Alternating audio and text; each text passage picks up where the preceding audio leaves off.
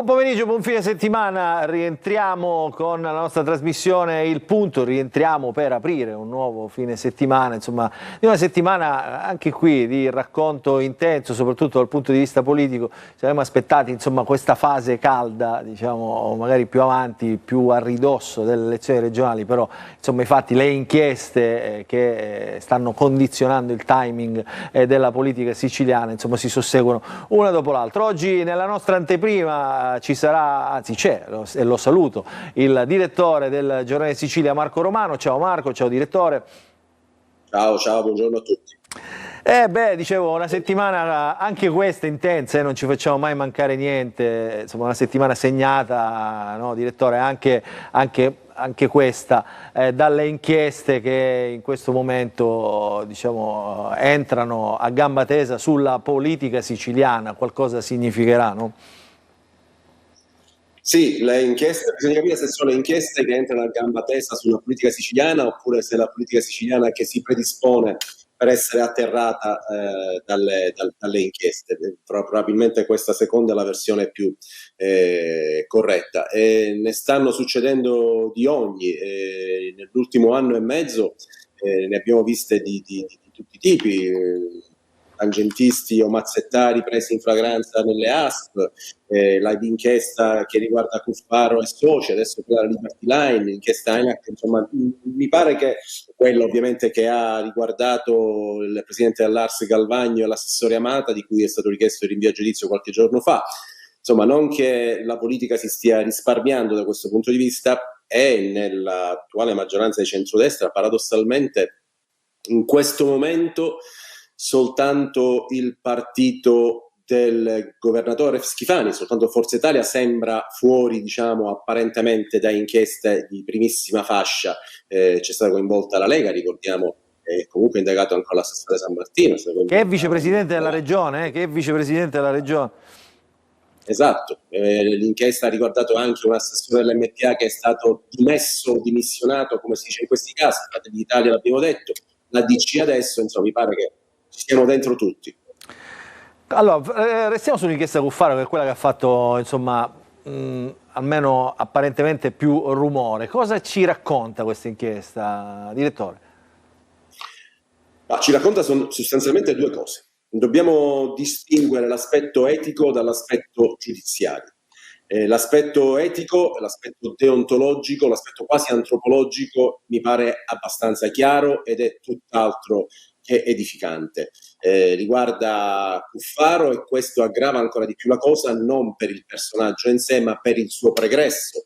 Stupisce che un uomo della sua preparazione, della sua caratura politica, che sia simpatico o meno nulla cambia, e che ha vissuto quello che ha vissuto e che sa cosa succede in questi casi, quali sono i meccanismi in cui può cadere un politico, ci è ricaduto nuovamente, anche se in maniera diversa, con intercettazioni che danno la misura di quello che è un po' un andazzo che non riguarda certamente soltanto Cuffaro, non riguarda certamente solo la DC, ma riguarda un po' tutta, in senso orizzontale, la classe politica, direi non soltanto siciliana, perché negli scorsi mesi ne abbiamo raccontate sui giornali anche di inchieste più o meno simili che hanno riguardato la Marche, la Lazio, la Lombardia, dove certamente non governa certamente il centrodestra.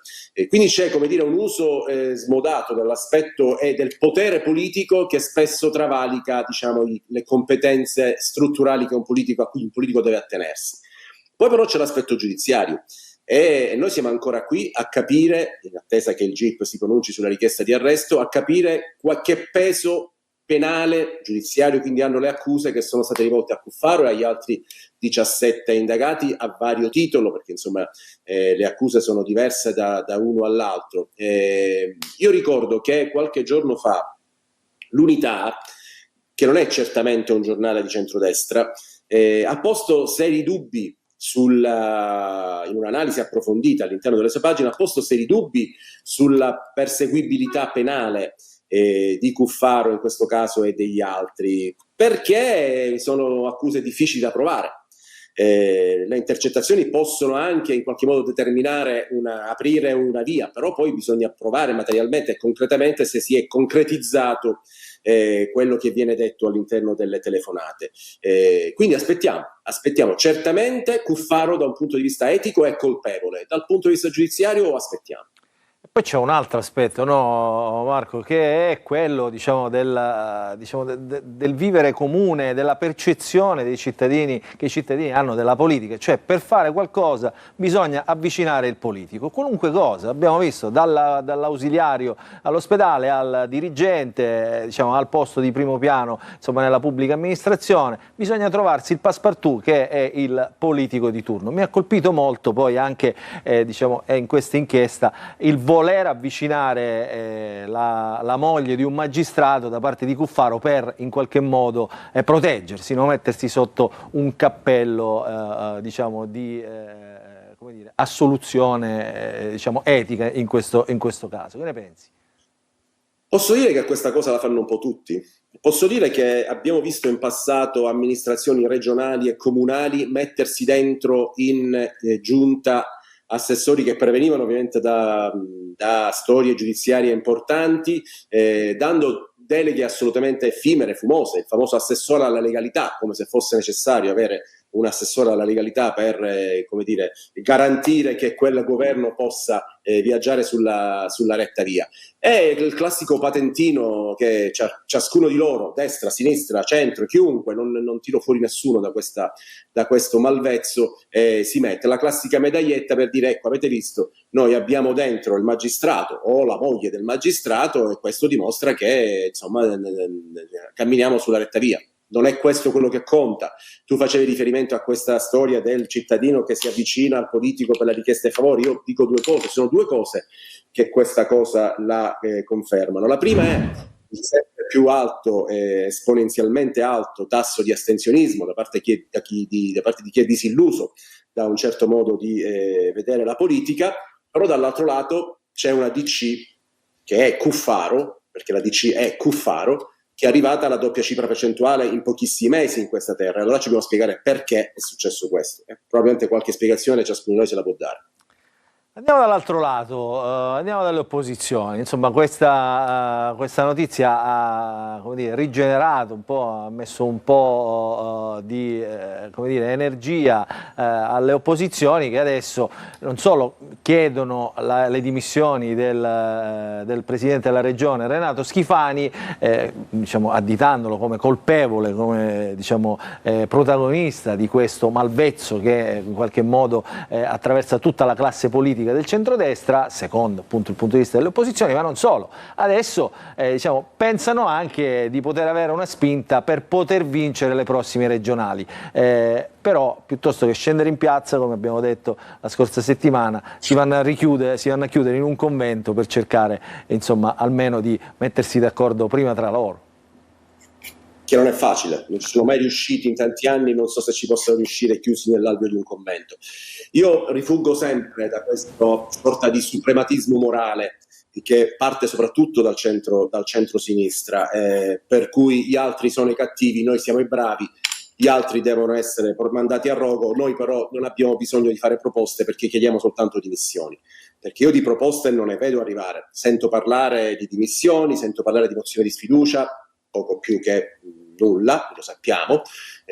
Io ricordo che tanti anni, decenni di governi regionali, nessun presidente è mai caduto con una mozione di sfiducia. Nei confronti di Crocetta, che non era di centrodestra, ne furono presentate 3 mozioni di sfiducia durante il suo mandato e ovviamente tutte e 3 furono un buco dell'acqua, quindi non mi impressiona la mozione di sfiducia, è un'operazione mediatica importante, noi giornalisti andiamo appresso e quindi comunque l'obiettivo è raggiunto. Però suprematismo morale meno, qualche proposta in più, chiedere soltanto la testa degli avversari e poi non sapersi presentare uniti con un progetto migliore, francamente è sempre una strategia perdente ed è destinata a restare una strategia perdente.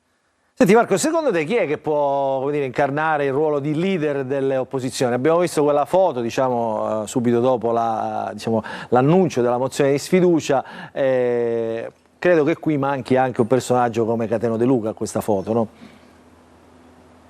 parte che Cattaneo De Luca deve ancora decidere cosa deve fare da grande, io non l'ho ancora capito, è passato dal definire Schifani, il governo Schifani la banda Bassotti, al dire adesso che è pronto a entrare in giunta, salvo ovviamente dall'altro lato dire che non se ne parla, e poi lui dire che invece si aspettava di essere chiamato dal centro-sinistra per firmare insieme a loro la mozione di sfiducia. Quindi insomma, al di là di queste ondivaghe di De Luca, non vedo obiettivamente nel centro-sinistra posizioni di leadership acclarate e acclamate che possano trascinare le folle. E allora loro a maggior ragione dovrebbero da questo punto di vista lavorare più su un progetto piuttosto che su un uomo pilota o su un uomo bandiera, perché l'uomo bandiera non ce l'ha. E per quanto riguarda invece il centrodestra, si va verso uno Schifani bis, secondo te? Anche lì io su questo la mano sul fuoco non ce la metterei. A parte diciamo i pruriti interni al suo partito, c'è Giorgio Mulè che insomma è pronto a fare più o meno lo sgambettino a Schifani, più o meno insomma evidente, però mi sembra di capire che tutto ovviamente è concatenato anche a equilibri che vanno oltre lo stretto. Insomma, vedremo intanto cosa succederà in Campania, per esempio, perché Fratelli d'Italia potrebbe avere un ruolo determinante lì e di conseguenza chiedere eventualmente una rideterminazione degli equilibri anche in Sicilia. Ultimamente ho rivisto particolarmente pimpante Arzillo Nello Musumeci, che non ha lesinato, anche portate come nel suo stile, sempre pacato ma sempre altrettanto efficace, contro un metodo storico in Sicilia, un metodo, quel sistema clientelare su cui si regge da sempre la regione, che colui che ci si mette contro finisce per essere divisivo. E il divisivo, la parola divisivo fu la parola che Musumeci usò quando poi dovette lasciare la regione per logiche di coalizione e andare a fare il ministro, non che gli sia andata malissimo obiettivamente, ma andare a fare il ministro non potendo avere il secondo mandato. Schifani vorrebbe restare, Schifani potrebbe restare, Schifani ha anche un'età abbastanza avanzata, però insomma non credo che questo, come sempre, venga determinato dalla capacità di amministrare soltanto, quanto piuttosto da altri equilibri che nulla hanno a che vedere con la stessa capacità di amministrare. Senti, Piccichè aveva fatto la scorsa settimana, proprio qui nella nostra trasmissione, una riflessione proprio su questo tema, Schifani bis, ha detto, diciamo, da uomo navigato della politica, diciamo, anche lui divisivo per i suoi atteggiamenti, per le sue uscite, però ha detto, dice, ma Tajani in tutto questo che dice? La prende una posizione o no? Perché l'idea che poteva a un certo punto materializzarsi era quella diciamo di uno Schifani modello Chiuto, dimissioni subito, finanziaria, poi dimissioni subito e subito elezioni con un nuovo Schifani. Allora Piccichè ha detto, ma Tajani di tutta questa cosa ha parlato, cioè diciamo, ha espresso un'opinione, quindi diciamo, quando non si parla è già una risposta. Che ne pensi? È esattamente questo.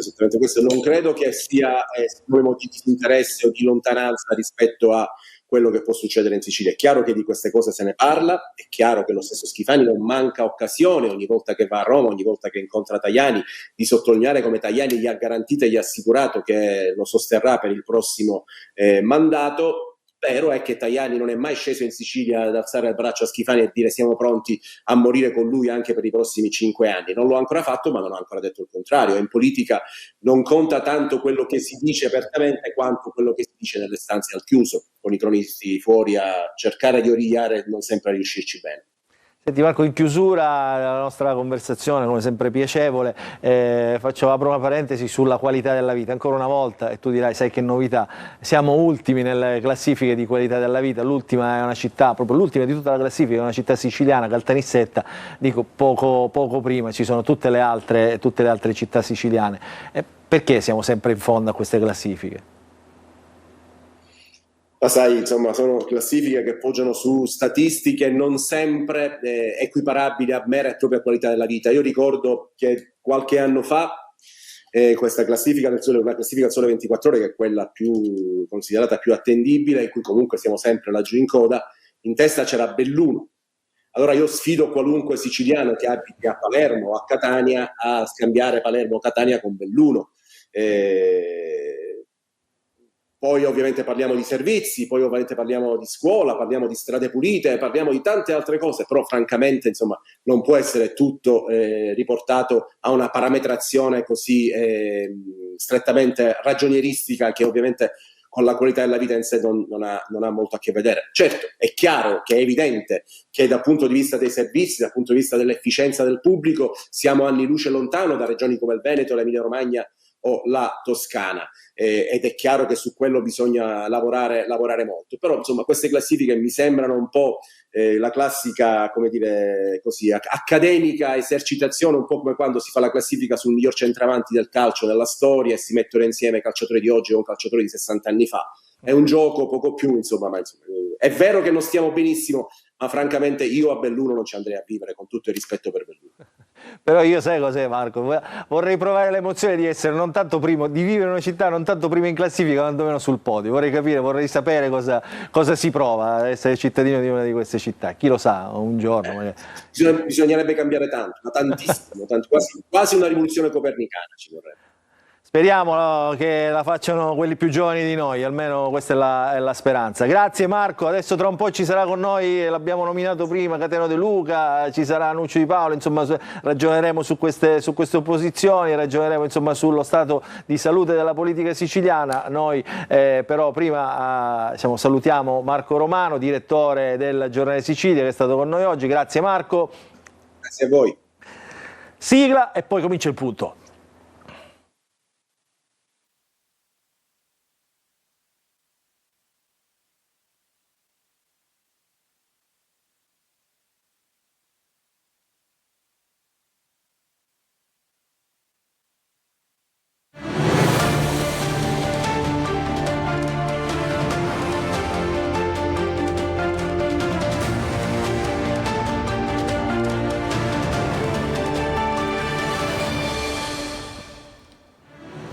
Adesso cominciamo la nostra trasmissione di oggi, il punto, dopo aver ascoltato, insomma chiacchierato con il direttore di Sicilia e del Giornale Sicilia, Marco Romano, il di Sicilia, come lo chiamiamo noi giornalisti, il giornale di Palermo, insomma ha detto delle cose abbastanza interessanti, anche una lettura politica, devo dire, come sempre illuminata da parte di Marco Romano. Adesso entriamo nel dibattito, vi presento gli ospiti di oggi, con me in studio il segretario regionale di Sinistra Italiana Pierpaolo Montalto. Buonasera a tutte e tutti. Bentornato il nostro Antonio Condorelli, tra due fuochi, perché accanto a te c'è Alessandro Porto, deputato regionale di Fratelli d'Italia.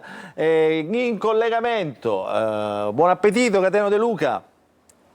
Grazie. Scusatemi, per favorire virtualmente, io sono generoso e condivido con te. Non si preoccupi, siamo nature, come si suol dire. D'altronde è ora di pranzo, è giusto pranzare. Ha già pranzato invece Nuccio Di Paola, coordinatore regionale del Movimento 5 Stelle, appena finita la manifestazione di Messina contro il ponte, cioè no pro ponte, contro il ponte. Allora, Antonio Condorelli, insomma, settimana anche questa, come dire, non ci facciamo mancare niente, il sistema Cuffaro ha sciolto altre carte, insomma altri dubbi, come si dice, le macchinazioni per gestire concorsi, per piazzare questo in quel posto. Mi ha fatto un po' specie la candidata, che è andata a casa di Cuffaro e ha avuto le tracce del compito. Sì, c'è questo sistema che già conoscevamo, del quale abbiamo parlato tante volte. La candidata che chiede la raccomandazione, gli epiteti, le definizioni che vengono date nelle intercettazioni di queste donne, ed ecco, questo prezzo da pagare è un prezzo esagerato, però in questo momento secondo me il focus politico, quello vero, è sull'opposizione a Renato Schifani, perché Cateno De Luca, ma anche Partito Democratico e Movimento 5 Stelle in questo momento potrebbero essere determinanti, ancora di più Cateno De Luca che sta mangiando gli spaghetti, che però in questo momento, se manca qualcosa di strategicamente efficace nei confronti di Schifani, è da imputare a lui.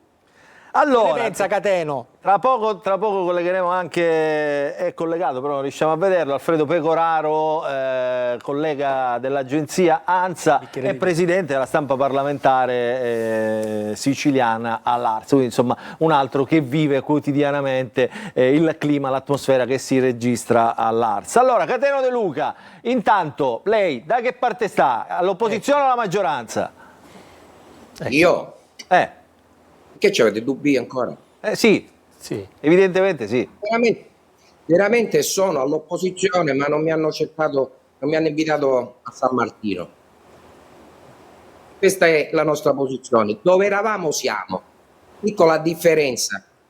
Piuttosto che traccheggiare lunghi corridoi, il Palazzo dei Normanni, e anche c'è chi visita pure il Palazzo d'Orleans, ma è anche legittimo, noi quello che abbiamo da proporre, abbiamo deciso di proporlo alla luce del sole, al governo, che ha il diritto, dovere e obbligo di amministrare.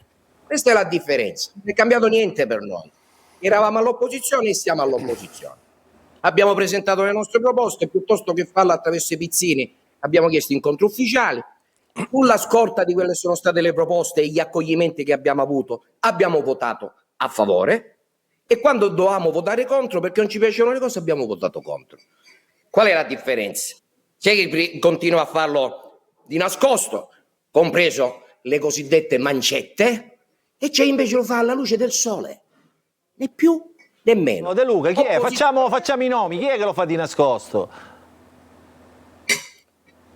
Signori, se noi andiamo a prendere l'elenco di tutto quello che è successo in questi 3 anni, con nome e cognomi di tutto ciò che è stato messo nei max emendamenti, cazzo, non c'è un solo deputato che non c'ha un nome e cognome attorno o collegata a una cosiddetta azione territoriale.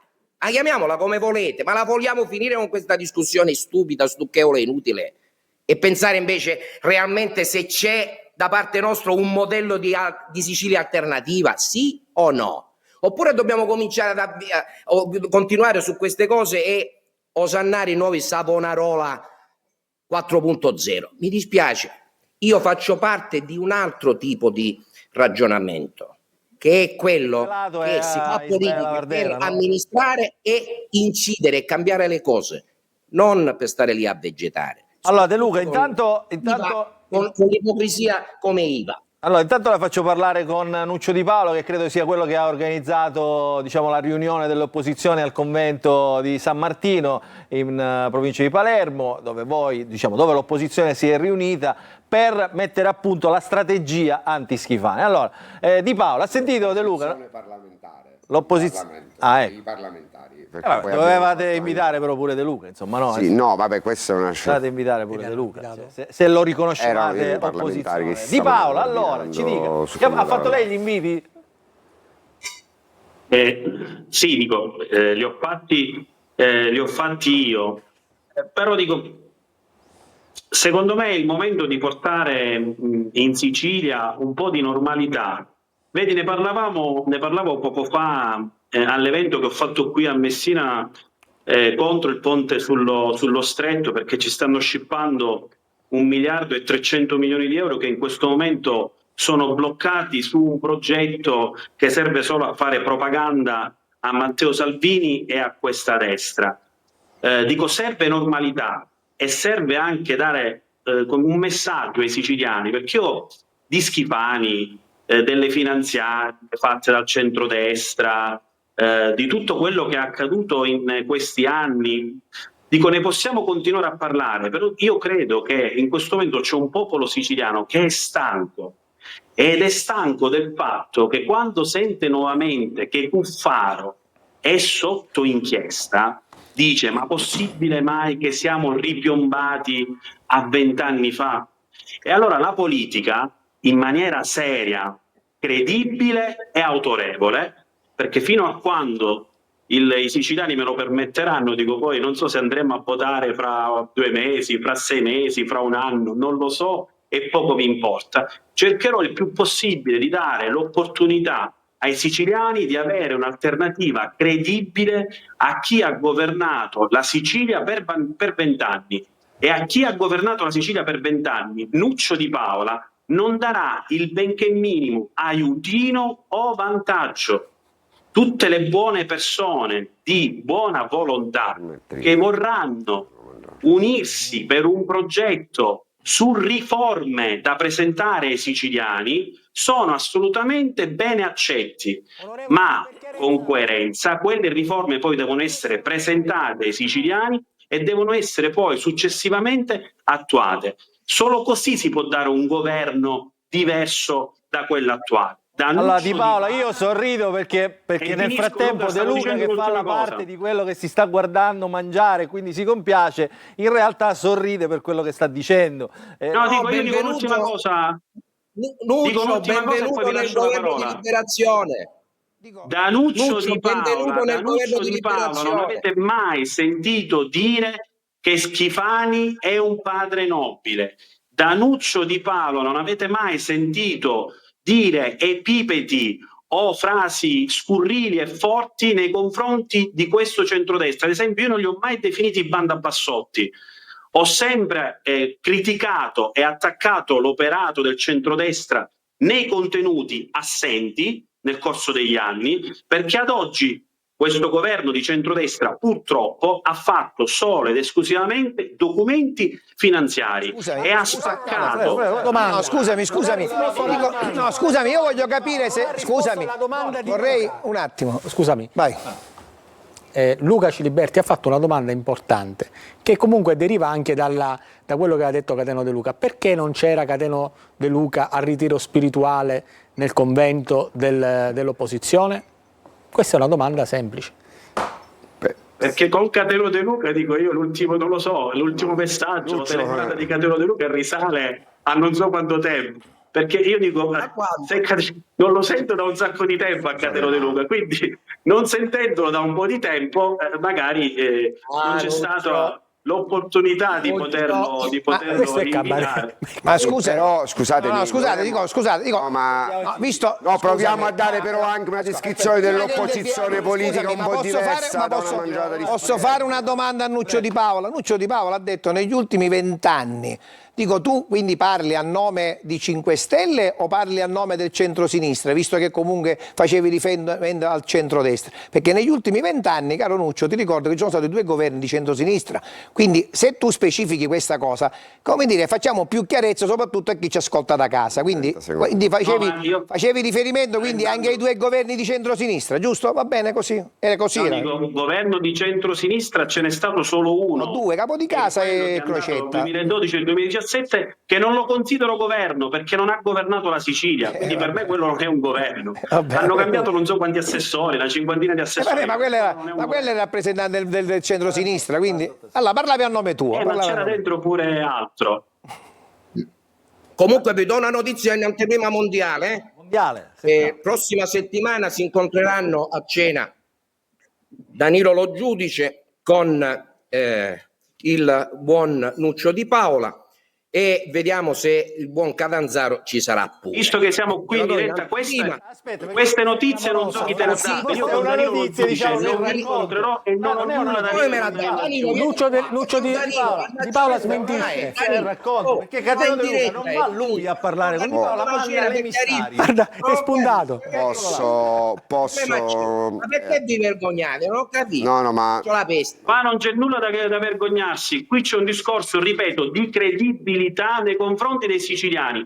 Cateno De Luca, hai ragione, Nuccio. Questa cosa te l'ho detto più volte. Oppure Nuccio, questi giochini non funzionano. Nuccio, dopo che avete fatto le primarie nel 2022, la vostra credibilità è andata alle stelle. Nuccio, dopo che avete fatto le primarie col PD, solo perché vi hanno chiamato da Roma e di andate da soli che guadagniamo un punto nazionale, avete stracciato tutti dopo aver preso per il culo. Chiaro la gente, quindi non metterla sul piano della credibilità perché mi incazzo e ci diamo fatti ben precisi. Vorrei ricordarti una cosa, che la lista degli impresentabili l'ha inventata il tuo padrone politico, cioè Grillo. Ma che c'è per questa cosa? Aspetto le scuse. Nuccio, come si dice a Catania, c'aveva gli stili di travesso sta pasta. No, lui digerisce meglio. Cateno digerisce meglio. Proviamo a ridare un minimo di credibilità alla politica, intesa anche come opposizione, perché vedete, innanzitutto vorrei chiarire un aspetto. Io credo che l'opposizione è talmente tanto disastrosa la situazione che immaginare che l'opposizione possa rappresentare tante pedine messe insieme non funziona. Serve un'opposizione qualificata sui temi politici. Allora, siccome serve un'opposizione qualificata sui temi politici, io non immagino un campo progressista esteso fino al movimento di De Luca, che fa opposizione, fa la sua politica, ma fa la sua politica. Perché vedete, quello che viene travolto da questi... Quindi scusami, De Luca fuori da questo... Secondo Sinistra Italiana sì. Allora, innanzitutto sono d'Alleanza Verdi Sinistra, c'è Alleanza un Verdi punto, Sinistra. non viene travolto solamente dei singoli da queste indagini, viene travolto un sistema Sicilia inaccettabile. Allora, o noi manteniamo tutto solo sul piano dell'indignazione, e allora ci sta, o proviamo a dare però delle risposte concrete alle cittadine e cittadini e anche a questo tema della crisi morale che vive la Sicilia. Perché vedete, io ho letto più volte l'ordinanza, la richiesta d'arresto, gli elementi che hanno riportato i giornali. Vedete, tutto nasce da cosa? Nasce dal fratello di Totò Cuffaro e da un socio della SAIS che provano a mettersi o hanno intrattenuto relazioni con Ferrovie dello Stato. E tutta questa indagine si fonda costantemente su una relazione tra privati e politica e su un pezzo di Stato sociale svenduto per creare profitto e creare potere elettorale. Allora, siccome vedete inorridire di fronte a come si sono ridotto le nostre istituzioni a livello di etico che hanno raggiunto, qui c'è un crollo morale e di credibilità delle nostre istituzioni, dobbiamo dare una soluzione. Allora, siccome io non credo che le soluzioni possano passare solamente dalle inchieste dei magistrati, ma debba dare le risposte della politica, allora proviamo a iniziare a capire che se noi non leviamo la mangiatoia, qua tutti continuano a mangiare, perché alcuni servizi devono essere gestiti dai privati? Perché? Perché alcuni settori strategici dello Stato sociale pubblico devono vedere l'interferenza dei privati che loro alimentano i loro profitti e dall'altro rispondono in clientele e prebende e favori che alimentano il potere elettorale e i protagonisti. Allora qua c'è la politica. Allora l'opposizione può essere fatta a questo centrodestra solo se tu ti metti finalmente come obiettivo quello di sottrarre al lucro privato e alle influenze della criminalità la gestione dei rifiuti, se tu riprendi a gestire l'agricoltura in questa terra non appaltando i consorzi di bonifica ma pensando agli interessi dell'agricoltura, degli agricoltori, dei braccianti, dei lavoratori, solo se strappi dalle mani dei privati il controllo di quelle che sono le risorse delle cittadine e dei cittadini. E perché dico che questa è l'unica opposizione credibile? Perché si è detto tanto su questa indagine, ma non si è detto una cosa. Però dico, scusami un attimo, mi faccia finire, fammi finire Alessandro. Io credo che non si sia detto, non si è ottenuto una cosa. I soldi che vengono sprecati e di cui si parla in queste inchieste sono i soldi che servirebbero a fare stare meglio la gente nella sanità, nei trasporti. E allora con tutto il rispetto per l'attività di De Luca, ecco, io credo che su tante cose con De Luca la pensiamo in modo diverso, che il campo progressista abbia messo dentro oggi una forza credibile perché si sta riunendo finalmente su idee e programmi. Abbiamo dei percorsi da fare, ma non banalizziamo quello che è in questo momento un momento drammatico e la politica deve risultare credibile. Però Luca, ascolta, dobbiamo fare un punto anche perché signori ci sono tanti imprenditori siciliani che sono onesti, che combattono contro chiaramente il sistema marcio della politica. Noi dobbiamo invece cambiare. No, scusa, fammi completare. Però non ho detto questo. Ma no, se tu mi parli sopra, le parole in bocca che non ho detto. Non mi parlare sopra. Quelli che hanno a che fare con i politici che governano la regione. Ma fammi finire il concetto. Fammi finire il concetto. Fatemi finire il concetto. Dico, scusami, io ritengo invece che ci sono sistemi chiaramente che possono controllare meglio quello che chiaramente sono la gestione degli appalti, delle procedure, soprattutto come io ho fatto una mozione, a giorni presenterò un disegno di legge sulla intelligenza artificiale, il mio amico Maglio Messina ne ha parlato anche a Roma, voglio vedere di tutti questi che abbiamo chiaramente, che parliamo di legalità, di cose, quanti firmeranno e quanti saranno d'accordo su questo sistema. Io qua la posso fare una domanda? No, non parlo di te, un attimo preciso. Montalto, un attimo. Ne riparliamo dopo. C'è De Luca che voleva intervenire, poi Di Paola, e voglio salutare un attimo, fatemi salutare prima di De Luca Alfredo Pecoraro, il collega Alfredo Pecoraro dell'Ansa che finalmente abbiamo messo in collegamento. Ciao Alfredo, presidente della stampa parlamentare. Ciao Alfredo. All'Assemblea Siciliana.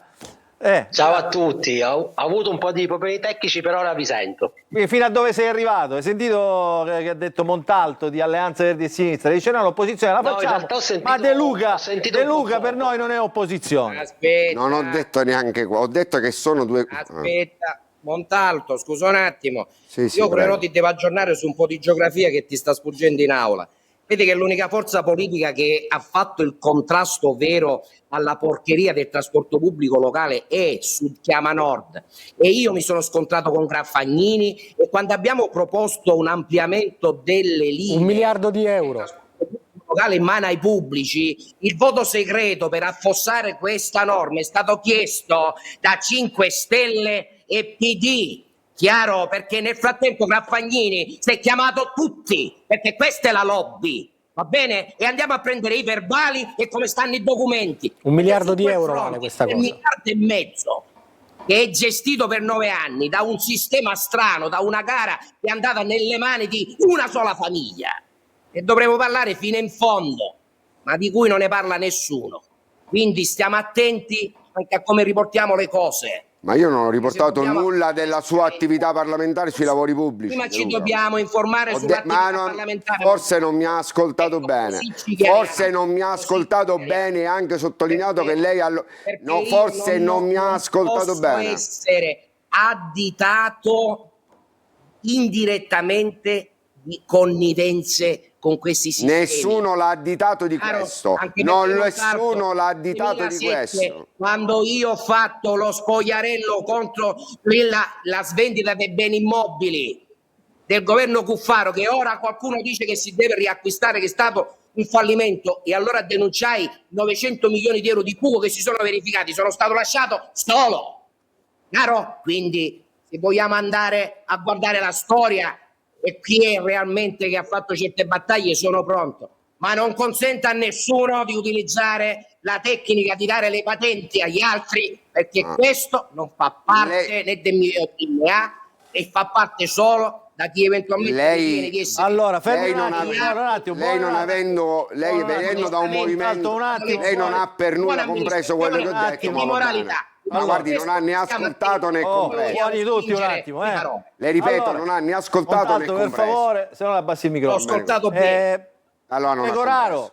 allora Alfredo, questo è il clima, no? Questo è il clima dell'opposizione che dovrebbe abbattere il governo di centrodestra, che dovrebbe abbattere le forze di centrodestra, che poi invece al contrario, anche se litigano, se ne Sì, dicono però- di tutti i colori davanti e dietro, riescono poi nel momento, diciamo, più importante, cioè quello delle elezioni, a mettersi insieme e a fare come dire, un governo che diciamo, ottemperi alle richieste di tutti. Quindi questa è la fotografia oggi, no Alfredo?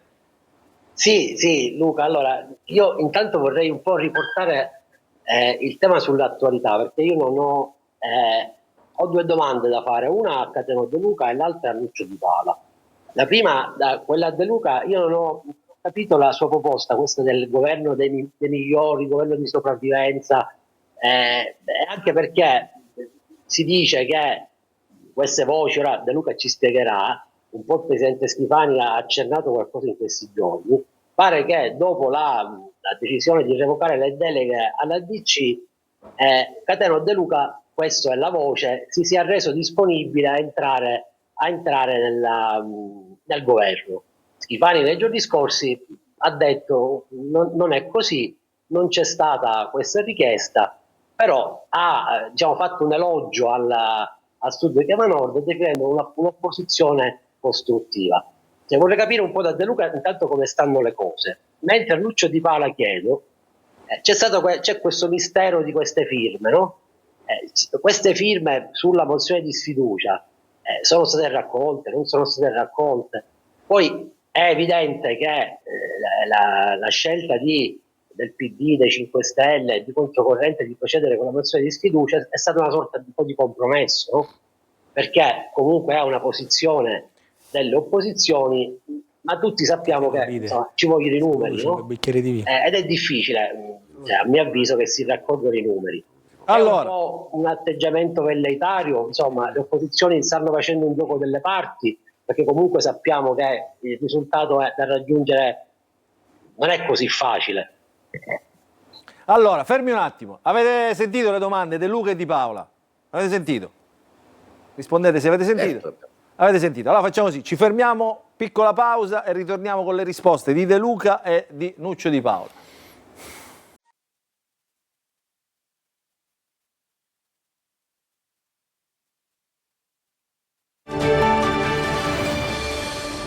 Rientriamo in diretta nella nostra trasmissione di oggi. Il dibattito è acceso. Cateno De Luca di Sudchiama Nord e Nuccio Di Paola collegati. De Luca credo sia collegato da Ragusa in questo momento e Nuccio Di Paola da Messina, dove è appena finita la manifestazione del Movimento 5 Stelle. In studio Alessandro Porto di Fratelli d'Italia e Pierpaolo Montalto di Alleanza Verdi e Sinistra, segretario regionale, con i colleghi Antonio Condorelli e Alfredo Pecoraro dell'Ansa. Allora, prima domanda che aveva fatto Alfredo Pecoraro, rivolta a De Luca, è che cos'è questo governo di liberazione? Insomma, argomentando un po' tutta la domanda. Ma è molto semplice.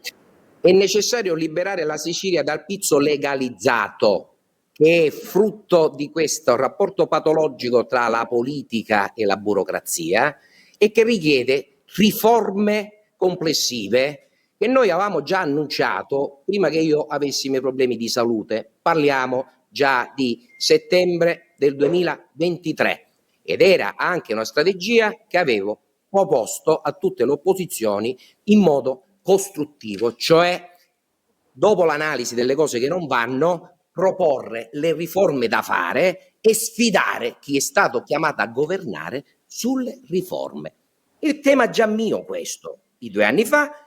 Ora che ho finito la revisione, l'ultimo test della messa a punto a dicembre, riparto, né più né meno. Ci saranno 12 uomini e donne di buona volontà che a gennaio saranno presentate con specifiche competenze e lavoreremo sul sistema delle autonomie, sulla riforma della legge 5/2009 per quanto riguarda la sanità, su quello che è la gestione del patrimonio. Faremo le nostre proposte e le porteremo in Parlamento fino a quando dureremo.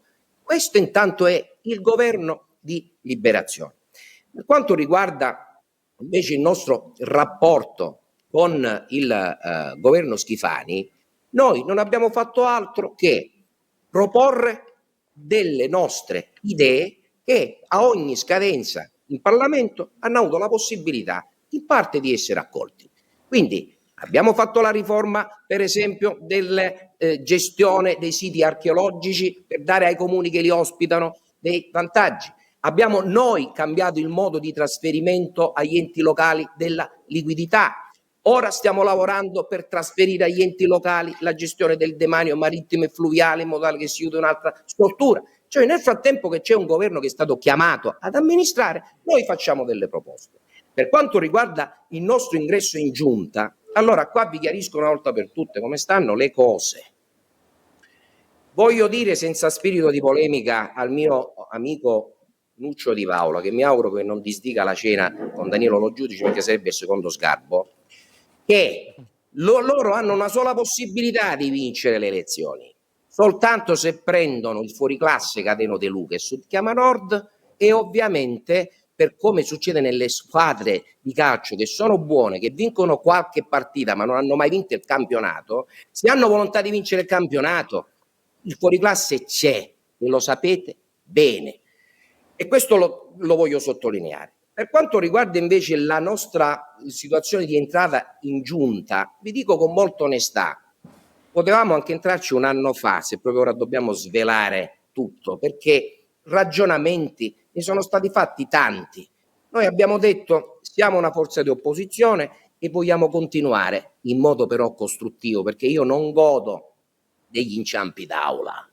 Io invece trovo soddisfazione se una mia idea diventa invece una legge, incido perché io sono un amministratore, non sono pagato, io non faccio l'indignato a 15.000 euro al mese, a me queste cose non mi piacciono, chiaro? Perché la politica serve per incidere, per cambiare il contesto nel quale tu vieni eletto, non serve semplicemente per mantenere soggetti per 40 anni che vogliono stare all'opposizione e continuano magari a giocare, a farsi male per stare all'opposizione. Cateno, è stato chiaro, c'è però un problema, onorevole, c'è un problema però, che in questo momento il campo largo rischia di essere stretto tra lei e anche un'altra presenza che è quella di Ismaele Lavardera, perché anche Ismaele Lavardera ha rivendicato il proprio ruolo e ha detto, ha fatto un out-out, non solo in questa trasmissione ma anche in un'intervista, ha fatto un out-out al campo largo dicendo o fate le primarie oppure io scendo in campo come candidato presidente, quindi in questo momento i candidati presidenti fuori da questo campo largo o dentro sono almeno 2. E aggiungo io che ce n'è anche un altro che, diciamo, il cui nome gira, scusi De Luca, aggiungo io che c'è anche un altro nome che gira, soprattutto nel mondo 5 Stelle, che è quello di Giuseppe Antoci. Esatto, e quindi siamo a 3. Si dice dalle mie parti che pure i politici hanno tusse. Al di là di questo aspetto, il problema comunque io glielo risolvo subito. Loro che si definiscono campo largo, che partono dal presupposto che sono omogenei, cosa ovviamente non vera perché l'abbiamo visto nel 2022. Vabbè, ma lasciando stare questo, ipotizziamo che ora San Martino ha fatto il miracolo e quindi ora sono omogenei. Perfetto. Allora io dico agli omogenei: chiaritevi al vostro interno. Quando voi stabilite cosa volete fare da grandi, se siete nelle condizioni di farlo, al di là di tutti questi protagonismi e di politici che hanno tusse, bene, notificatecelo. E nel frattempo noi valutiamo se siete maturi per accogliere fuori classe oppure avete deciso per l'ennesima volta di rimanere all'opposizione. Quindi De Luca, scusi, le faccio una domanda. Lei alla proposta di primarie del campo largo cosa direbbe? Ma scusatemi. No, ma scusate, ma vorrei ricordare una cosa semplice, ricordiamo la storia. Il motivo che alla fine ci ha portato ad allontanarci sono 2. Quando io a ottobre del 2023 ho detto stabiliamo le regole quando si fanno le primarie allargate, non ha risposto nessuno. Quindi il mio amico Ismaele Lavardiera è arrivato un po' in ritardo, però nella scimmiottare quello che ho fatto io ci arriva in ritardo ovviamente. Sarebbe la pulce. Ma l'altro motivo di rottura qual è stato? Le europee, perché qui devo riconoscere a Nuccio Di Paola l'onestà. Lui ha detto: allora, quando noi ipotizzavamo di fare un passo avanti proprio per acquisire la credibilità agli occhi dei siciliani che non siamo una cozzaglia contro qualcuno, gli ho detto: approfittiamo delle europee. Noi abbiamo Danilo Lo Giudice, il nostro segretario regionale, lo candidiamo da indipendente o in 5 Stelle o nel PD, perché non abbiamo interesse a farci le europee. Devo dire qui, Nuccio Di Paola è stato onesto. Ho detto: guarda, all'interno di 5 Stelle per le regole che abbiamo non è possibile. Basta. Nel PD, invece, tutto il gruppo regionale aveva valutato positivamente questa strategia. Dopo una settimana è arrivata la telefonata di Barbagallo, che ovviamente detiene il bollino Cichita e quindi comanda, perché se ne dica, perché stabilisce chi entra e chi esce dal bollino Cichita, dalla lista. Mi ha telefonato e mi ha detto: senti Cateno, questa cosa non si può fare, perché noi non accettiamo candidature da indipendenti nelle varie liste. Minchiatuna, perché se poi andate a guardare le liste nel resto d'Italia non è stato così. Ebbene, per chiudere, il PD, che aveva bisogno in quel momento, pur di non ipotizzare l'eventuale elezione di Danilo Lo Giudice, ha preferito prendere 11 punti in meno in Sicilia, perdere un seggio, quando con le 3 preferenze, se si mettono d'accordo, ci potevano far fuori. Ma non era quello il tema, era un segnale di voler andare oltre il recinto. E allora quanti segnali chiari sono politicamente sta cosa?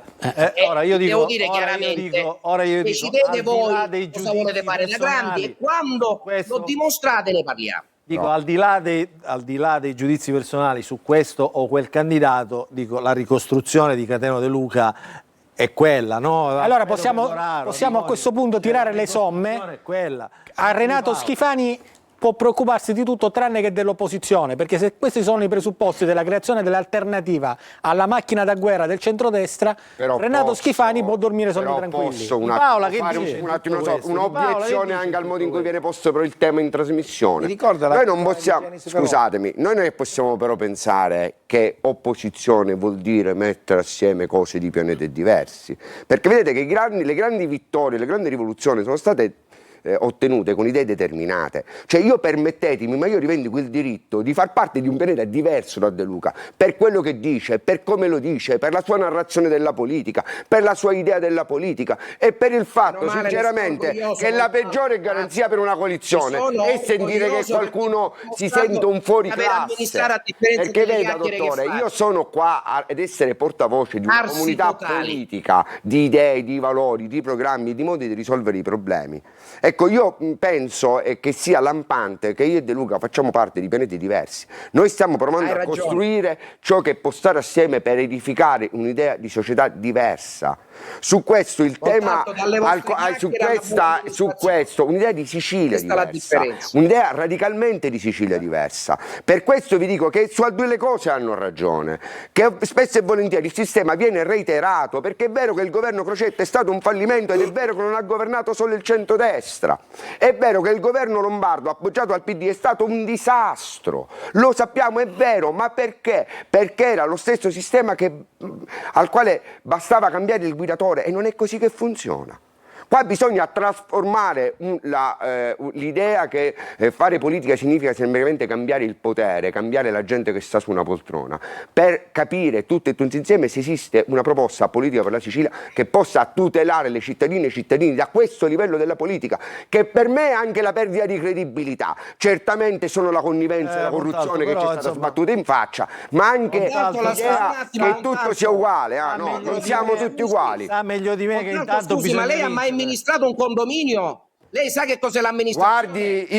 Guardi, le posso dire una cosa, io nella mia vita ho avuto, lei è pagato della politica, io risolvo problemi ben più grandi, lei è pagato della politica, io sono orgogliosamente uno che ha sempre lavorato e ho fatto il professionista, e se non sono stato pagato alla politica è perché a differenza sua non sono equidistante tra destra e sinistra, e non vengo in televisione a mangiare spaghetti per concorrere con Ismaele La Pardera su TikTok e i social. Ascolti, siamo persone troppo diverse per interloquire. Parlate addosso, persone troppo diverse siamo.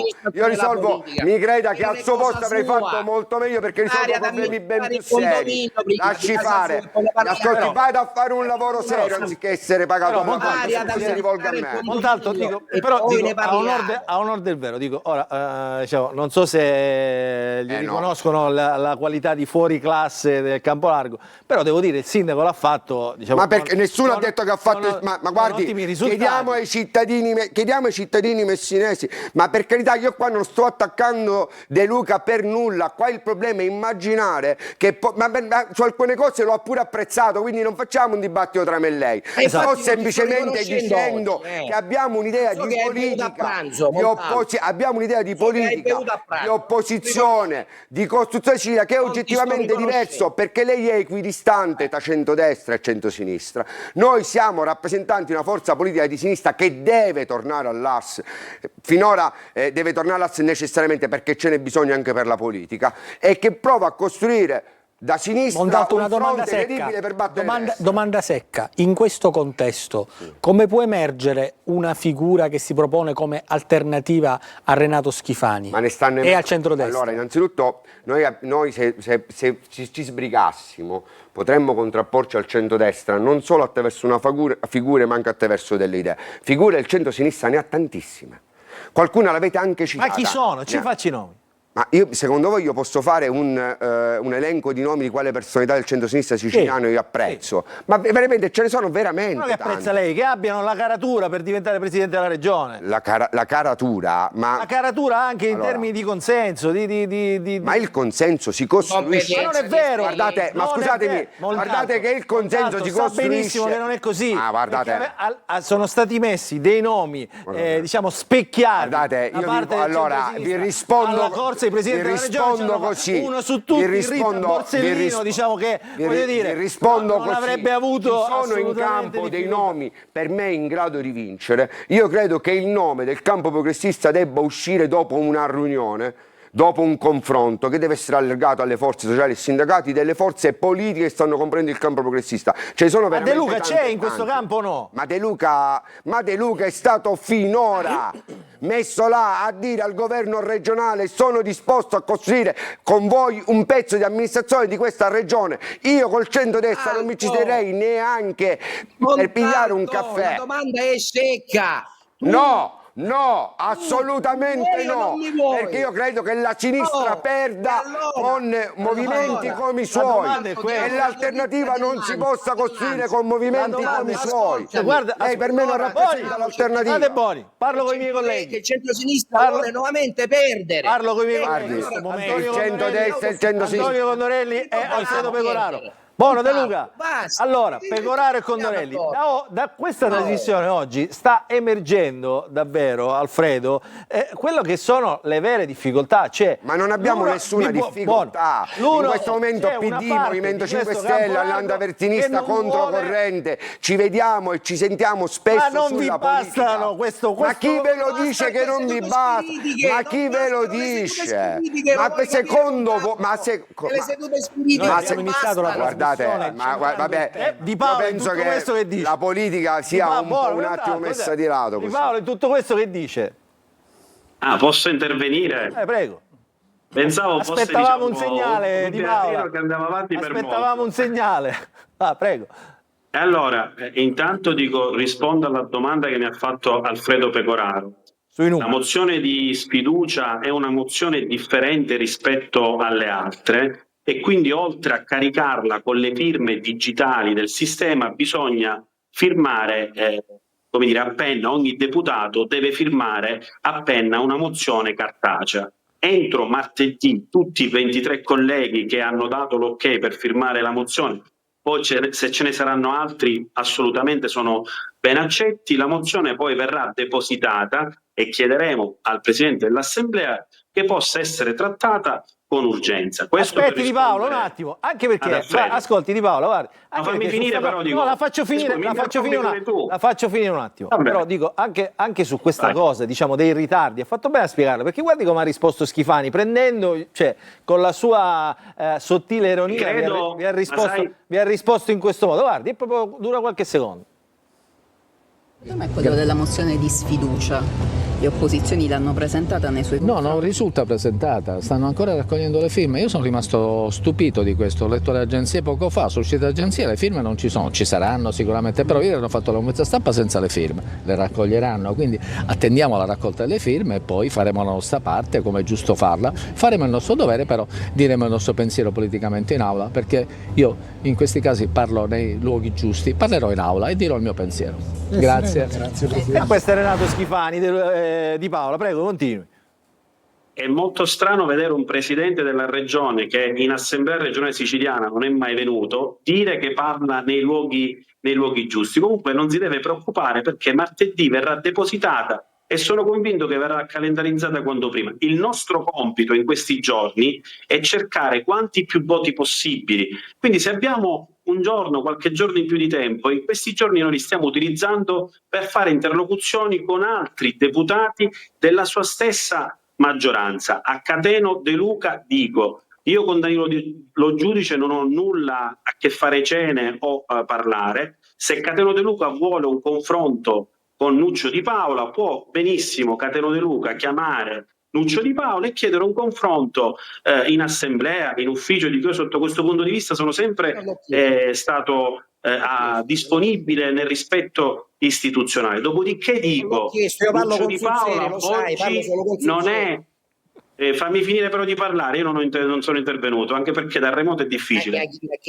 Non è assolutamente un fuoriclasse, è una persona normale, un mediano, perché giocavo a calcio, io solitamente giocavo nel ruolo di mediano, e sta cercando in tutti i modi, assieme ad altre persone di buona volontà, di unire quanto più possibile le forze che vogliono essere alternative a questo governo regionale. Ci riusciremo, ci riuscirò, non lo sappiamo, però ad oggi a me parlare di chi è il candidato presidente veramente mi fa sorridere. Bravo. E veramente mi fa capire che volete nuovamente prendere in giro i siciliani, perché qui il problema non è chi farà il candidato a presidente, qui il problema è che i siciliani aspettano riforme da 20 anni e nessuno le fa queste riforme.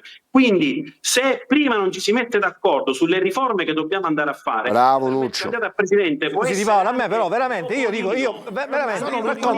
adesso faccio parlare Alessandro Po. Posso fare una considerazione un attimo, Alessandro, e poi ti do la parola. Posso fare una considerazione? A me questo ragionamento però non è che mi piaccia molto, nel senso che credo non piaccia neanche al vostro elettorato, Di Paola, perché un elettorato ha bisogno di vedere come dire, un riferimento che sia certo. Non si può arrivare a qualche mese delle elezioni ancora non sapere chi sarà il candidato di quella parte politica in particolare che sarà appunto che sfiderà per la poltrona. Ma stiamo scherzando. Cioè, avete alle ultime regionali fino a qualche mese prima delle elezioni eravate indecisi, erano state le primarie, eravate individuato dal centrodestra. Sì, ma sono compatti questi del centrodestra. 20 giorni prima. Possono mettere. Ma noi stiamo discutendo, ma De Luca ce lo state mettendo voi nel centro-sinistra. Noi ci stiamo vedendo ogni giorno. Qua il problema è che ci dobbiamo per forza prendere De Luca nel centro-sinistra. Il centro-sinistra si vede, stiamo vedendo ogni settimana Controcorrente, Alleanza Verdi-Sinistra, Movimento 5 Stelle e PD, ragionando sui temi. Domani saremo in piazza assieme. Stiamo ragionando anche sulla guardia di governo e sulla scelta del candidato, stiamo cercando di fare in modo di non fare disastri come quelli che ci sono stati durante le primarie, che hanno poi portato alla divisione e ad una scelta scellerata. Questa puntata quindi su questo non potete raccontare nel campo progressista il nostro lavoro in modo diverso. A sinistra. De Luca non è nel campo progressista. Cioè, ora io dico, queste discussioni credo facciano gongolare veramente Alessandro Porto del centrodestra. Tutti mi conoscono che sono sempre l'outsider. Gongolare per le nostre discussioni con quello che succede nel centrodestra è particolare. Montalto, mi fai parlare? Per una volta sono d'accordo con te. Allora, ti meraviglerai, ma io veramente oggi sono d'accordo con te, perché mi piaceva sentire l'idea di un programma, di un progetto, quindi mi aspettavo dal rappresentante dei 5 Stelle, quindi la massima, come dire, rappresentanza del partito di maggioranza del centrosinistra, di poter, come dire, avere delle proposte al governo regionale che poi, se noi eventualmente non approvavamo, giustamente si faceva appello ai siciliani.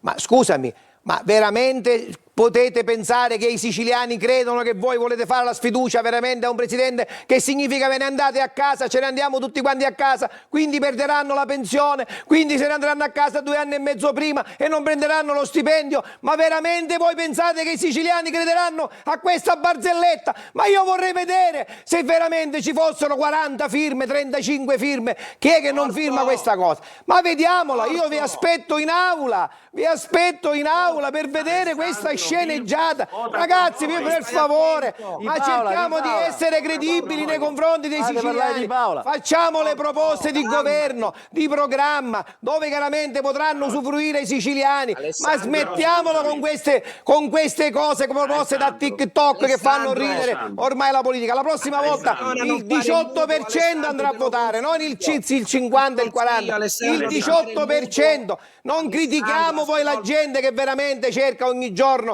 di guadagnarsi quel piccolo voto per avere la cosa. Vediamo queste firme che arriveranno e quante saranno. Io ti giuro, speriamo, guarda, non mi dispiace per Schifani, perché è un governo che comunque ha ottenuto grandi risultati. Mi aspetto delle proposte di governo alternative che chiaramente potranno usufruire. Ma possiamo restare queste proposte veramente che fanno? Ma io vorrei vedere questi deputati che se ne vanno a casa senza la pensione. Ma vediamoli. Crediamo. La fotografia è questa, Di Paola e poi De Luca. Non fare mutuo agevolato, Alessandro, perché ti trovano una notizia bomba. Dimmela. Chiaro che poi rischi di non poter... Te l'approvo, se è a favore dei siciliani te la firmo subito. Sta dicendo non fare il mutuo perché... Le firme intanto sulla mozione... No, le firme va bene, le firme sono TikTok. Saranno 23, fermati ora, basta. Più ci sono 3 voti di Sud Chiama Nord che abbiamo detto già che quando presentavano sta mozione noi avremmo votato la mozione. Quindi oggi la notizia intanto è, quindi ti può tremare il sederino, e non si parte da 23, si parte da 26, quindi mancano solo 10 parlamentari. Non ha detto niente. Se ci fosse la sfida, vorrei vedere tutti quelli che firmano e poi votano, se ci fossero veramente 36 Di Paola firme. E poi Alfredo Pecoraro. La vorrei vedere questo film. Di Paola. Allora, Luca, però dobbiamo dirlo chiaramente, siciliani, al di là poi dell'urlare, poi siamo bravissimi tutti a... No, questo non c'entra, questo è uno sfogo chiaramente, perché poi giustamente ci confrontiamo tutti con la gente e quindi poi diventiamo anche poco credibili. Gli dobbiamo dire ai siciliani le cose come stanno. Bravo. È da 3 anni che questo governo regionale, nonostante le proposte delle opposizioni che sono arrivate, non ha approvato nessuna riforma da 3 anni. Quindi non prendiamo in giro i siciliani dicendo le opposizioni non fanno proposte, perché da 3 anni che non vengono approvate né le proposte delle opposizioni e nemmeno del governo e della maggioranza. Schifani in aula non si vede, e non è che lo dice Nuccio Di Paola, lo dice chiunque, lo dicono le presenze pure dell'Assemblea regionale siciliana. Schifani non viene in aula e non ha approvato riforme. Dopodiché dico, qui al medico ho ascoltato pure Cateno che diceva io per fortuna non ho nessun mutuo, ripeto, sono una persona normalissima e sono convinto che all'interno dell'Assemblea regionale siciliana ce ne siano tante persone normali. Io credo che oggi, visto anche quello che è successo sulla sanità e le inchieste che stanno uscendo ancora fuori sulla sanità, è ora di dire basta a questo modo di governare. Ma comprendo e ho una responsabilità nei confronti dei siciliani, che non posso solo dire basta, che non posso solo essere qui a scegliere il candidato più bello, il fuoriclasse, quello con gli occhi azzurri, quello che corre di più. Ai siciliani ho la responsabilità di poter dare un'alternativa vera, che non litighi sulla scelta del candidato a presidente, ma che si unisca su delle riforme, in primis quella della sanità.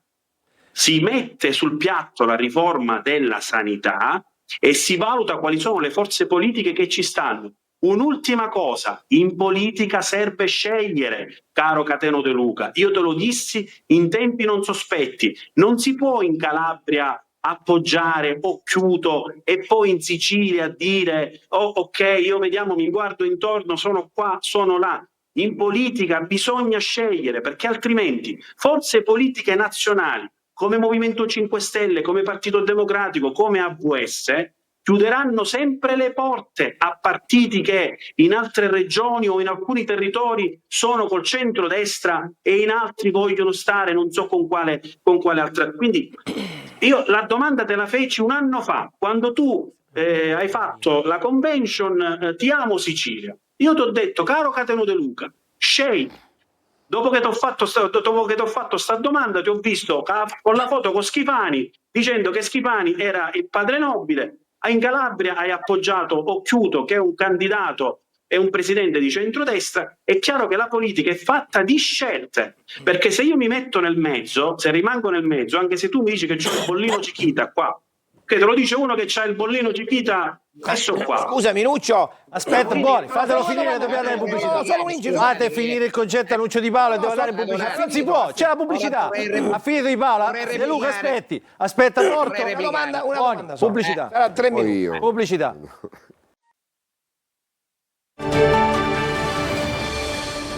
Rientriamo in diretta nell'ultima parte della nostra trasmissione. Il punto di oggi, allora abbiamo parlato insomma di quello che sta succedendo nel centrosinistra, abbiamo parlato anche dell'inchiesta che sta travolgendo la regione siciliana, che è quella che riguarda Toto Cuffaro. Ci sono altri assessori indagati, c'è anche il presidente Guardo Antonio Condorelli dell'Assemblea regionale siciliana che ha un'inchiesta addosso, e quindi vedremo come finirà. In tutto questo racconto, scusa Porto, in tutto questo racconto di cronaca giudiziaria però poi di volta in volta escono le classifiche di qualità della vita, escono le classifiche che fotografano lo stato di salute della nostra regione e guarda caso il risultato è sempre uguale, siamo sempre ultimi in tutte le classifiche. De Luca, che è qua con noi, ha fatto il sindaco, sa quanto è difficile insomma amministrare poi una comunità, un territorio e far risalire quello stesso territorio nelle classifiche. I risultati, devo dire, gli hanno dato ragione. Oggi Messina nelle classifiche del Sole 24 Ore, l'ultima, quella di Italia Oggi, devo dire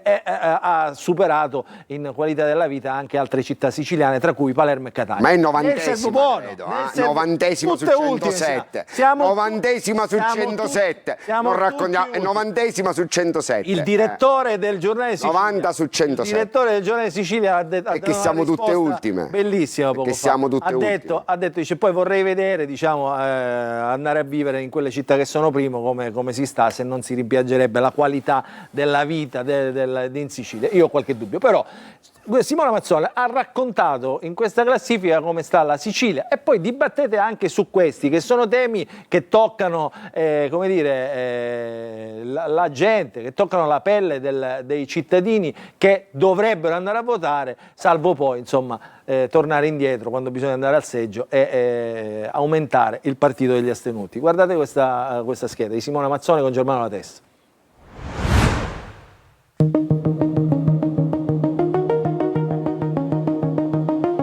Volano basso le 9 province siciliane che ancora una volta non ambiscono ai primi posti della classifica sulla qualità della vita, edita da Italia Oggi, che restituisce per il 2025 un'Italia peggiorata di poco rispetto allo scorso anno, ma con numeri penalizzanti per il sud. Milano si conferma in cima, seguita da Bolzano e Bologna. La classifica di Italia Oggi Ital Communication, in collaborazione con l'Università La Sapienza di Roma, è stilata sulla base di 92 indicatori suddivisi in 9 macro categorie. Alle province vengono assegnati punti in base alla vivibilità, sicurezza, salute, turismo, lavoro, ambiente, istruzione, ricchezza. Le 9 città dell'isola restano in difficoltà. La prima nella classifica la troviamo soltanto al 78° posto, è Ragusa, che sale di 9 punti rispetto alla sua posizione precedente. Poi Messina 90°, seguita da Trapani. La prima sale di ben 13 punti, la seconda di 1 punto. Scendendo ancora Enna si trova al 96° posto, Palermo al 99° e Catania al 100°. La prima guadagna 1 punto, la seconda scende di 2. Siracusa 102° posto, Agrigento con il suo 103° posto sale di 2 punti rispetto alla classifica dello scorso anno, e poi Caltanissetta che si conferma al 107° posto. Oltre al dato della classifica, conta soprattutto la percezione del cittadino di fronte a questi temi. In città come Catania e Palermo, ad esempio, si risente del problema lavorativo, ma è soprattutto il sentore di una mancanza di sicurezza che rende sfiduciata la popolazione. Furti d'auto, rapine, accoltellamenti per pochi soldi, violenza generata anche da futili motivi nei luoghi della movida insinuano tra residenti e turisti paura e smarrimento. In una recente classifica del Sole 24 Ore basata sulle statistiche ufficiali del Ministero dell'Interno, Catania e Palermo prime in Sicilia per criminalità. Occorre l'esercito, uno stato di polizia, pene più severe, telecamere piazzate in ogni angolo della città come deterrente, o c'è un ingrediente segreto? E questi sono i numeri impietosi e inquietanti. Andateli a raccontare ai cittadini poi come si vive bene nelle città del sud. Di Paola, Messina le ha dato 17 punti però, ecco, adesso quello è il 90°, Caltanissetta 107. Ma mi fate replicare a Di Paola? Ahimè, la provincia di Caltanissetta... Prego Di Paola. No, completa. No, dico, la provincia di Caltanissetta, ahimè, ha grossissime difficoltà, sono tantissimi i siciliani che vanno via. Io vorrei brevissimamente raccontare il caso di 2 gelesi che abitavano a Gela e che si sono dovuti trasferire in Veneto per potersi curare, e quindi da pensionati si sono trasferiti in Veneto per essere curati agli ospedali veneti, così dice il presidente Zaia, e curati da medici siciliani.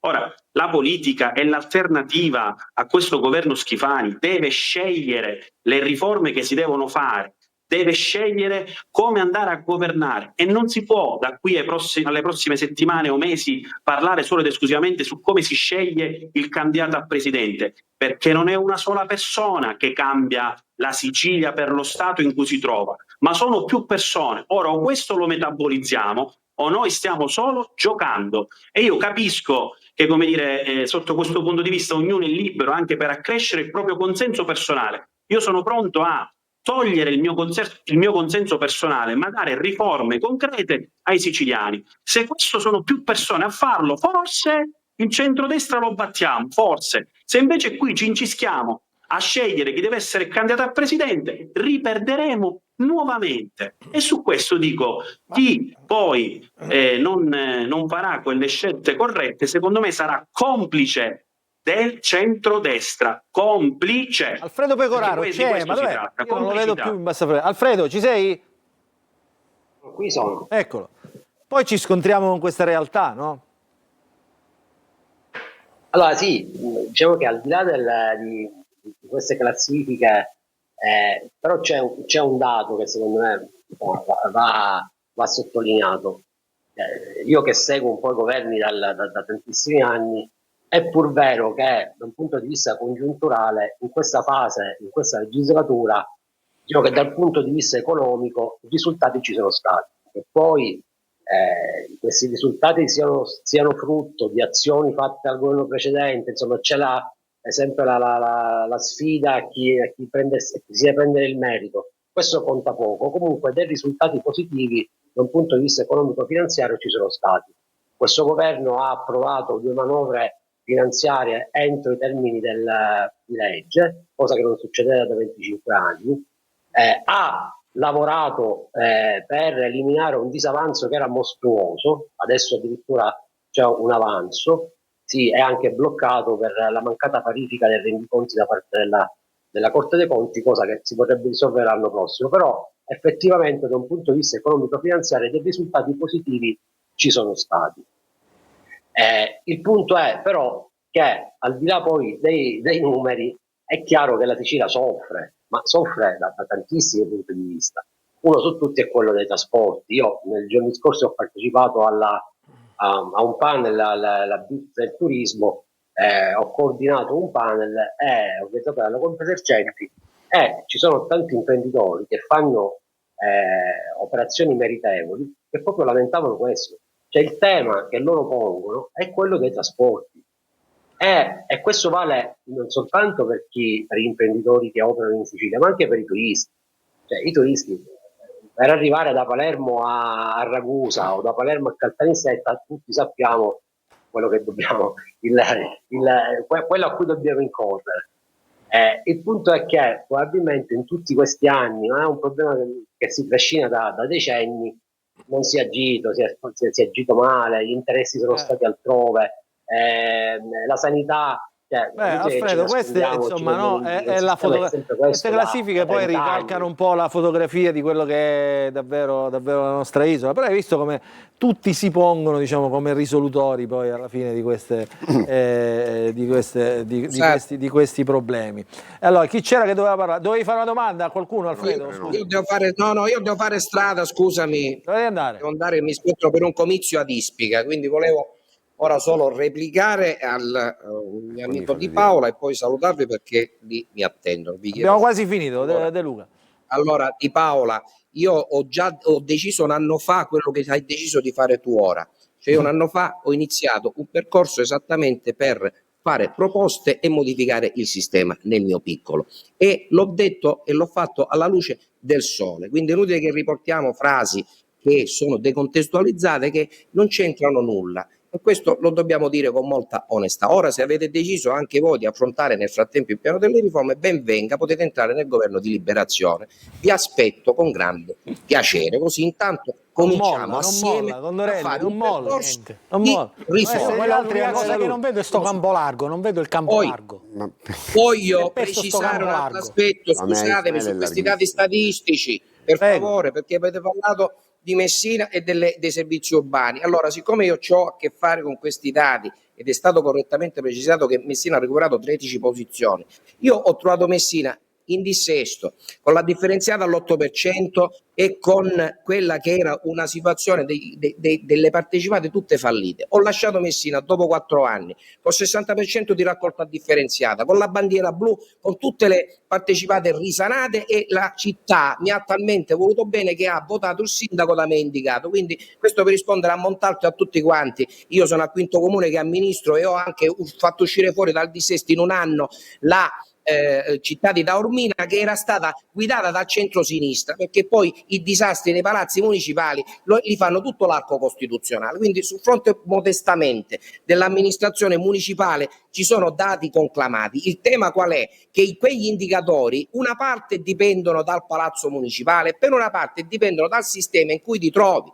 Fino a quando la regione siciliana ti mantiene un servizio di sanità che fa schifo, o una raccolta o lo smaltimento dei rifiuti per andare all'estero, piuttosto che quello che è un sistema di un tessuto imprenditoriale che non vuole investire in Sicilia perché paga il pizzo legalizzato, quegli indici non aumenteranno mai. Il sindaco potrà essere bravo quanto vuole, ma una parte di quegli indici purtroppo dipendono da scelte sistemiche. E allora è ovvio che dobbiamo fare un'analisi corretta, onesta, e la parte che ha dipeso dalla mia volontà di sindaco, con tutto il rispetto, vorrei vedere quali città in Sicilia o comuni hanno avuto le mie performance. Cioè, qua, numeri alla mano, cortesemente, perché poi i numeri parlano e le chiacchiere sono chiacchiere. Ma sul resto del sistema lo potrò cambiare quando farò il sindaco di Sicilia, perché ci arriverò a farlo. Perché quindi è di nuovo in campo Cateno De Luca. La notizia è questa: Cateno De Luca è già in campagna elettorale, è andato col diserbante come scateno.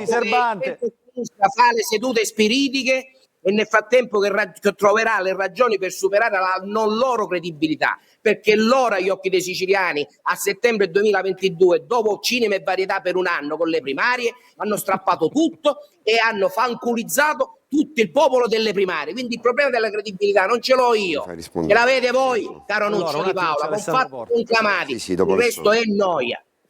Allora, Alessandro Porta, De Luca in campo, la Vardera, l'ho detto qui la scorsa settimana, è in campo pure lui. Cioè, o si fanno le primarie o lui correrà come nel PD ce ne sono almeno 3 candidati, solo nel PD. Nel PD ce ne sono almeno 3, nel centrodestra c'è Maglio Messina che ha detto che se è candidato Renato Schifani noi abbiamo tanti candidati possibili, nel centrodestra sono tutti indagati, dovrebbero tutti dimettersi e sono tutti sotto processo, e questa è la differenza. Noi abbiamo tanti candidati possibili perché abbiamo una compagine comunque di gente che prova a cambiare questo sistema, nel centrodestra non lo so perché sono tutti indagati. Alessandro, diciamo anche questo, lo fate parlare, Alessandro, diciamo anche questo però, Nuccio, o sbaglio? Alessandro Porto, quando usi il tutto ci sono anche richieste di arresto in corso. Cominciamo Amata, San Martino, Galvagno, Cuffaro e continuiamo di cose diverse, problemi diverse, tolto il consiglio comunale di Paternò e l'Emmettiano con la sinistra, abbiamo anche di questo. Luca, io ti prego una cosa, dai la possibilità anche, dico, essendo l'unico rappresentante del centrodestra, di poter anche dire la nostra. Dico, innanzitutto io, visto che il mio numero ce l'hai, Nuccio Di Paola, la mia email se vuoi te la giro, mi mandi per favore 5 proposte di riforme, tra cui 3 spero che ci sia riforma sulla sanità, sull'acqua e sui rifiuti, il resto te li lascio a te e io chiaramente sono disposto a darti una mano in tal senso. Mi aspetto chiaramente anche che qualcuno, come ha detto poco fa il giornalista Pecoraro, che c'è chiaramente un governo oggi che ha un bilancio in attivo di 2,5 miliardi, chiaramente veniamo da un lavoro che Musumeci ha ripreso con il disastro totale del governo Crocetta, abbiamo risanato una parte del governo del bilancio della regione, oggi Schifani sta continuando questo lavoro. È chiaro che se ogni 2 anni cambiamo il sistema, cambiamo gli uomini, cambiamo le riforme, è chiaro che questo ci porterà sempre a rimanere nello stesso punto. La differenza perché la sanità qui non funziona e da altri funziona è perché giustamente invece di pensare a fare, come dire, il teatrino, non parlo di Nuccio per carità, il teatrino della politica che spesso si vede sia in assemblea e sia in altri siti magari che non sono istituzionali, forse se tutti quanti insieme si lavorasse per cercare, come dire, di lavorare per il bene dei siciliani, poi c'è qualcuno magari che ha altri interessi, ma quello chiaramente si mette... Porto, lei non la firma questa mozione di sfiducia? Io non la firmo, io sfido, vi dico la verità, sfido che quando raccoglieranno 35 firme oppure ci sarà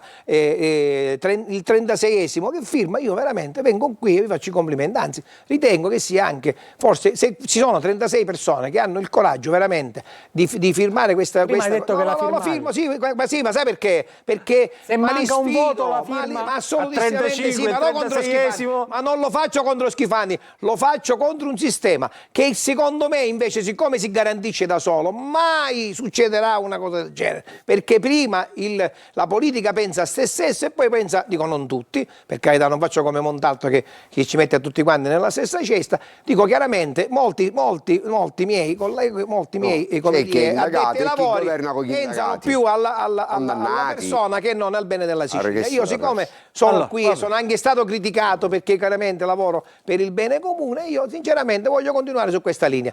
Ma siccome oggi Schifani, il governo Schifani, dove chiaramente Fratelli d'Italia ha una maggioranza di rappresentanza in giunta e chiaramente stiamo dando il grosso contributo e l'abbiamo iniziato, ti ripeto, con il governo Musumeci, perché oggi siamo dove siamo, perché c'è un lavoro di 8 anni, non c'è un lavoro di 2 anni. Lo ammette credo anche Schifani, questo penso che non si possa negare, e quindi bisogna portare avanti. Siccome poi fra 2 anni si va a votare, vediamo se hanno ragione Nuccio Di Paola e questa, come dire, questo campo largo che, come dice Condorelli, ancora non si è capito di quanti pezzi è formato, perché un giorno c'è, un giorno non c'è, un giorno scompare. Attenzione che nel centrodestra c'è il campo ristretto, ma ci sono richieste di custodia cautelare che pendono, ma il centrodestra è compatto e poi ci possono essere defaianze da parte di qualcuno perché magari è scontento. Il centrodestra rischia di implodersi. Ma il centrodestra e Fratelli d'Italia soprattutto ha dimostrato anche nell'ultima variazione di bilancio di essere in linea per il bene comune. Siamo rimasti in aula, abbiamo votato per il bene dei siciliani e grazie a noi si è votato l'Asacom, si è votato alcuni importanti fattori, come anche il discorso del contributo delle unioni cieche e tante altre cose che oggi i siciliani potranno usufruire grazie a noi. Allora, fermi tutti, dobbiamo fermarci. L'ultima pausa pubblicitaria, poi rientriamo solo per i saluti e poi voglio sentire da Nuccio Di Paola che viene a fare Conte in Sicilia così all'improvviso, dopo la pubblicità.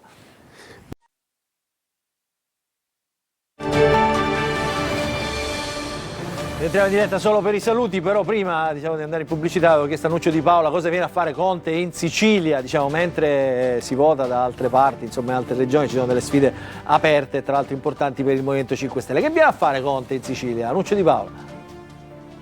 Perché dalla Sicilia è che si cambia l'Italia. Noi domani mattina alle 11:30 saremo ad un sit-in alla Cala di Palermo di fronte al murale di Falcone e Borsellino, perché abbiamo detto che questa mozione di sfiducia deve essere veicolata nelle piazze, deve essere veicolata nei siciliani, e dopodiché nel pomeriggio ci sarà un importante evento al Teatro Al Massimo alle ore 16 dove si parlerà dell'importanza che la magistratura sia completamente staccata dalla politica, e quindi si farà un accenno al referendum che ci sarà poi in primavera e all'importanza di lasciare la magistratura quanto più libera possibile, perché altrimenti probabilmente le inchieste che stiamo vedendo qui in Sicilia non ci sarebbero state. Quindi unisce le due cose. Stiamo a chiudere. Allora, Cateno De Luca credo sia... No, c'è ancora Cateno De Luca, è andato via. Credo sia andato via. Allora lo salutiamo, quindi saluto anche Nuccio Di Paola, grazie per essere stato con noi, ovviamente seguiremo anche la manifestazione con Giuseppe Conte, ringrazio il collega amico Alfredo Pecoraro, collega dell'Ansa, Montalto voleva dire una cosa veloce sulla qualità della vita. Se siamo ultime in tutte le classifiche perché rispetto a quei 92 criteri di giudizio, sanità, sicurezza sociale, ambiente, siamo ultimi, la responsabilità è di chi governa, hanno fatto delle scelte drammatiche, la qualità della vita è sprofondata e questo è un dato oggettivo sotto gli occhi di tutti. Per questo torniamo a parlare di programmi e di scelte politiche, piuttosto che di aspetti della politica come quello della pensione dei parlamentari regionali, permettetemi, che fanno solo alzare le braccia a chi ci ascolta e che ha difficoltà ad arrivare a fine mese. Allora, saluto anche Alessandro Porto, io non so se c'è Totò che noi ci chiude sempre la trasmissione, non c'è, allora lo ringraziamo perché ci ha mandato, facciamola vedere qualche vignetta di Totò anche se lui in questo momento non c'è, velocemente le leggo io, insomma ci sono sempre le nostre vignette a chiudere la trasmissione, quindi non vedo perché anche oggi non dobbiamo salutarlo e omaggiarlo, a me piace sempre questa cosa di Totò, questa è la vignetta insomma della Sicilia che è entrata, sponsorizzata anche da Fiorello, che adesso è in vendita anche a Roma e a Milano. Andiamo con la prossima, piano contro la Meloni, il Colle, questa è la polemica che c'è stata con il quotidiano La Verità, poi insomma sembra che ci sia una tregua anche da questo punto di vista, però insomma il clima è abbastanza caldo. Qui è la polemica credo di Paternò, le rane insomma non possono, i larunchi come li chiamano a Paternò non possono dire altro, è sciolto il Consiglio Comunale di Paternò, c'è il consigliere che bacia il ranocchio e diventa ranocchio piuttosto che trasformarsi in principe. E poi questo è un tema importante, si celebra la giornata contro la violenza sulle donne, senza consenso sarà stupro, digitare la password, insomma questo è insomma, un tema davvero, davvero importante. Complimenti per la vignetta. Riguarda tutti. E poi è mai possibile che non ci sia, che non c'è un asilo docente in tutta l'isola? Questa è la polemica, insomma, che c'è nelle isole minori, che rimangono addirittura senza insegnanti e quindi i bambini non possono andare anche neanche. Eccolo qua, Totò, ma dove sei? Tutto incupunato, come si dice dalle nostre parti. Che in bicicletta? No, dov'è? Si è bloccato. No, è sulla Si è frizzato sulla neve. Che sta facendo? Una settimana bianca, Totò. Diciamo che il valore politico di queste vignette merita un applauso, veramente. Complimenti per le vignette. Mi piaceva tributare. Allora, siamo in chiusura. Totò non riesce a collegarsi. Non riesce a collegarsi. Chissà dov'è, in quale parte del mondo sarà. Grazie a Alessandro Porto, grazie a Antonio Condorelli. Grazie a tutti per essere stati con noi. L'appuntamento ovviamente sempre qui la settimana prossima. Vi ricordo che la settimana prossima, vista la concomitanza con la partita del Catania, andremo subito dopo in diretta, così come abbiamo fatto la settimana scorsa. Grazie e buon fine settimana a tutti.